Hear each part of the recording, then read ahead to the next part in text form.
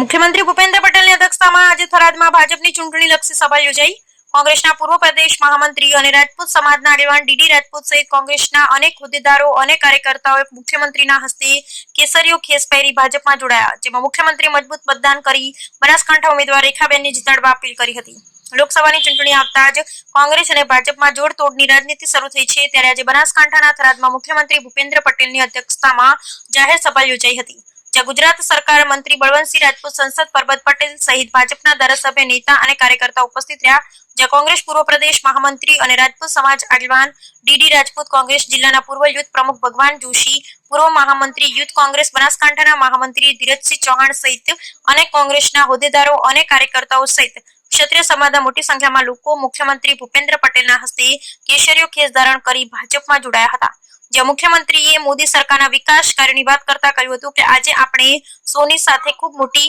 સંખ્યામાં ડીડી રાજપૂત સાથે અનેક કોંગ્રેસ કાર્યકર્તા અને અનેક લોકો ભાજપમાં જોડાયા, તેમને હું સ્વાગત કરું અને ભાજપમાં આવકારું। મોદી સાહેબ દેશ અને દેશમાં આવતા ઇલેક્શનો હવે જાતિ અને ધર્મ પર નહીં પણ વિકાસની રાજનીતિના મુદ્દા આધારે લડાય છે। પહેલા આપણે અર્થતંત્ર માટે ચિંતિત હતા, હવે મોદી સાહેબના આવ્યા પછી ઓછી અર્થતંત્ર 11મા સ્થાનેથી 5મા સ્થાને આવ્યું, હવે અર્થતંત્ર 3જા સ્થાને આવી તેવી ચર્ચા થાય છે। મોદી સાહેબને 3જી વખત પ્રધાનમંત્રી બનાવી અર્થતંત્ર 3જા સ્થાને આવી, મોદી સાહેબનો ગેરંટી રથ ગામે ગામ ગયો છે। આપણા ઉમેદવાર રેખાબેનને આપણે એક પણ વોટ બગાડ્યા વગર આપવાનો છે। ડિજિટલ એટલે સેમિકન્ડક્ટર બિઝનેસ લાવવા કોઈ સફળ ન થયું અને આજે મોદી સાહેબે ગુજરાતમાં 3 ઉદ્યોગ એકમો લાવ્યા। Bureau report Ramjibhai Raigor, bureau chief, Banaskantha. આજે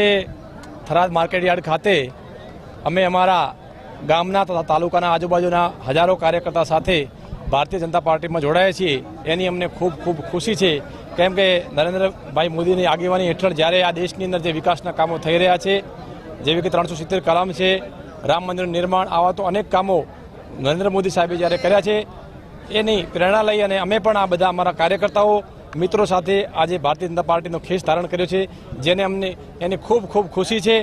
અને દેશ આ દિશામાં ખૂબ આગળ વધે એવી પ્રાર્થના કરીએ છીએ। કોંગ્રેસમાં શું હોદ્દો હતો અને છેલ્લો ફાળ્યો છે, ભાજપ માટે કેવા પ્રકારની કામગીરી કરશે? કોંગ્રેસની અંદર બનાસકાંઠા જિલ્લા યુથના મહામંત્રી તરીકે હું હતો અને છેલ્લા આમ તો 17 વર્ષથી પાર્ટીની અંદર કામ કર્યું છે, પણ મોદી સાહેબના આવ્યા પછી જે એમના કામ જોઈને મને ખૂબ પ્રેરણા મળી, તેથી આજે મેં અમારો કેસરીયો ધારણ કર્યું છે। આજે હું અને મારા હજારો સમર્થકો સાથે ભારતીય જનતા પાર્ટીમાં જોઈન કર્યું છે। છેલ્લા 10 વર્ષથી ભારતના પ્રધાનમંત્રી તરીકે અને ગુજરાતના મુખ્યમંત્રી તરીકે જે નરેન્દ્ર મોદી સાહેબે કામગીરી કરી અને આજે જે આપણો દેશ દુનિયાની અંદર દેશનો ડંકો વાગી રહ્યો છે, સામાન્યમાં સામાન્ય માણસથી કરી અને દેશમાં જ્યારે પ્રગતિ થઈ રહી એનો લાભ મળી રહ્યો, સામાન્ય માણસને પણ એનો લાભ મળી રહ્યો હોય, દેશ ખુશખુશાલ હોય, દેશની તિરંગાની આન બાન શાનનો જ્યારે આપણે ગૌરવ સાથે જ્યારે એનું સન્માન કરી રહ્યા હોઈએ, ત્યારે હું એનાથી પ્રભાવિત થઈ અને છેલ્લે જ્યારે હજારો વર્ષનું હિન્દુઓનું એક પ્રતિક સમાન રામ મંદિરની પણ પ્રતિષ્ઠા મોદી સાહેબના નેતૃત્વમાં થઈ હોય, ત્યારે હું મારા અંતરના આત્માને અવાજને સાંભળી અને ભારતીય જનતા પાર્ટીમાં આજ જોઈન કરી રહ્યો છું। કોંગ્રેસ થોડી ભાજપમાં જોડાયા છે, કોંગ્રેસને કેટલો ફટકો અને ભાજપને કેટલો ફાયદો થશે આપના અવાજ? મેં જ્યારે પણ કોંગ્રેસમાં હતો ત્યારે મારી વફાદારીપૂર્વક મારાથી જે કંઈ થયું ત્યારે કોંગ્રેસને મજબૂત કરવા માટે હંમેશા કામ કર્યું હતું અને આજે હું જ્યારે ભારતીય જનતા પાર્ટીમાં જોડાઈ રહ્યો છું, ત્યારે હું મારા તો તન મન ધન સાથે ભારતીય જનતા પાર્ટી અને માનનીય વડાપ્રધાન શ્રી નરેન્દ્ર મોદી સાહેબના હાથ મજબૂત થાય તેના માટે મારી પૂરી તાકાતથી કામ કરી અને પાર્ટીને મજબૂત થાય એવું કાર્ય કરીશ।